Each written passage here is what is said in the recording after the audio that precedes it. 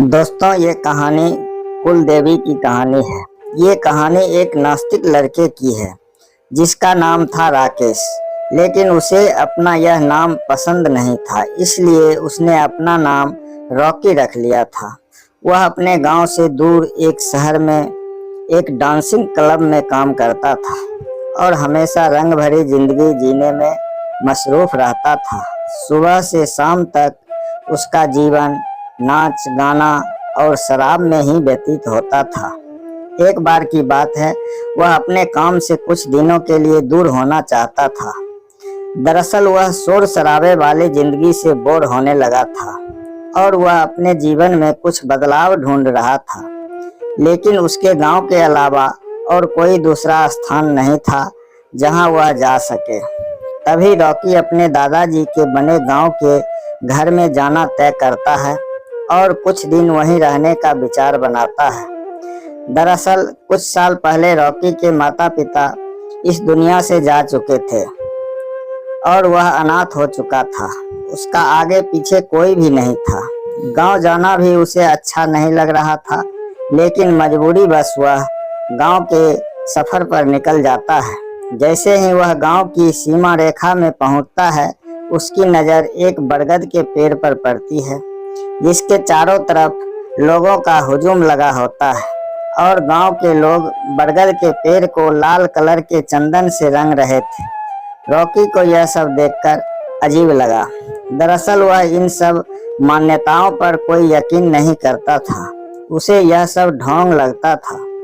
Rocky गांव के अंदर अपने घर की ओर बढ़ जाता है और अपने घर पहुंचकर देखता है कि घर की हालत बहुत जर्जर हो चुकी थी, लेकिन फिर भी वह रहने लायक तो था ही, इसलिए वह अंदर प्रवेश कर गया और साफ सफाई करने, रहने लायक व्यवस्था बनाने में जुट गया।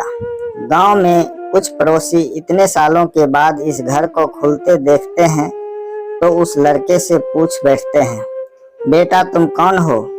तब वह अपना परिचय देता है और कहता है, यह मेरे दादाजी का घर था।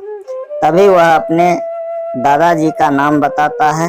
गांव के बुजुर्ग लोग उसे पहचान लेते हैं और कहते हैं, बेटा कोई आवश्यकता हो तो हमें बताना और जब तक तुम्हें रहना है आराम से रहो। रॉकी भी मुस्कुराते हुए जवाब देता है, जी जरूर।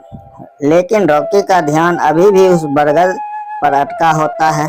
तभी रॉकी एक बुजुर्ग व्यक्ति के पास जाकर बरगद के पेड़ से जुड़ी हुई बातों को पूछता है। तो बुजुर्ग व्यक्ति बताते हैं कि वहाँ हमारी कुलदेवी है जिसकी पूजा हम हर महीने करते हैं और उन्हीं की वजह से इस गांव में खुशहाली बनी रहती है।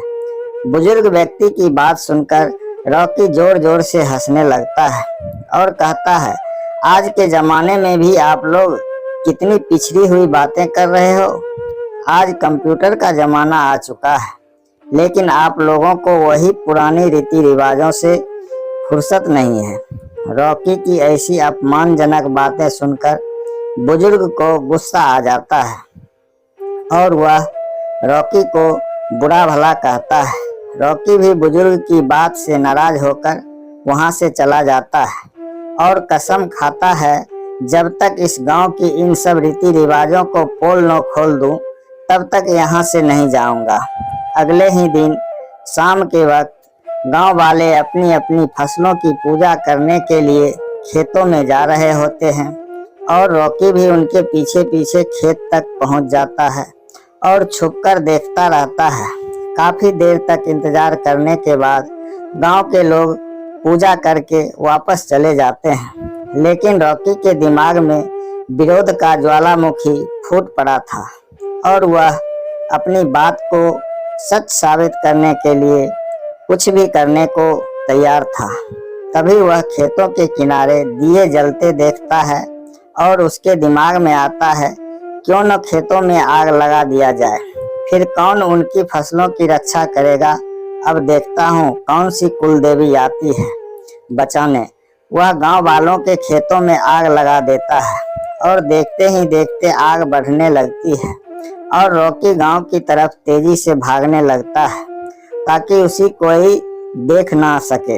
लेकिन जैसे ही वह अपने घर के पास पहुंचता है, वह देखता है उसका घर आग की लपेट से झुलस रहा है और गांव के लोग पानी से आग बुझाने में लगे हुए हैं। उसे कुछ समझ नहीं आता कि यह कैसे हुआ। तभी वह जाकर के वहां के लोगों से हड़बड़ाते हुए पूछता है, यह आग कैसे लगी? तभी गांव के लोग बताते हैं, बेटा हम यहाँ बैठे थे, अचानक तुम्हारे घर के अंदर से धुआं निकलने लगा। हमें लगा तुम अंदर खाना बना रहे हो, लेकिन कुछ देर में तुम्हारे पूरे घर में आग फैल चुकी थी और हम सभी लोग इसे बुझाने का प्रयास कर रहे हैं। लेकिन रॉकी को अपनी गलती का एहसास हो रहा था। उसे लगा कि अब गांव वालों को मैं क्या कहूँगा। तभी अगले ही पल एक किसान दौड़ता भागता आता है और कहता है, अरे चलो देखो, किसी ने हमारी फसलों में आग लगाने की कोशिश की है। और गांव की भीड़ अपनी खेतों की तरफ भागने लगती है और रॉकी भी पीछे पीछे जाता है ताकि किसी को इस पर शक न हो। लेकिन जैसे ही रॉकी खेत के पास पहुंचता है तो खेत पहले की तरह ही लहलहा रहे होते हैं और जो आग रॉकी ने लगाई थी वह केवल फसल के किनारे तक ही बढ़ी थी। रॉकी समझ चुका था जरूर यह कुलदेवी की महिमा है और वह उसी बुजुर्ग के पैरों में गिर जाता है जिससे उसकी बहस हुई थी और सारी बात बता देता है। गांव वाले भी उसे उसकी नादानी के लिए क्षमा कर देते हैं। अगले ही दिन रॉकी कुलदेवी के उसी बरगद के वृक्ष के नीचे जाकर गांव की परंपरा के अनुसार पूजा करता है और हाथ जोड़कर कुलदेवी से अपने अच्छे भविष्य की कामना करता है और इसी के साथ वह गांव को छोड़कर चला जाता है। लेकिन इस घटना ने एक नास्तिक व्यक्ति को आस्था से जोड़ दिया था, जो कि कुलदेवी का ही प्रताप था। दोस्तों, अगर यह कहानी अच्छा लगा हो तो प्लीज लाइक, शेयर और सब्सक्राइब जरूर कीजिएगा। नमस्कार।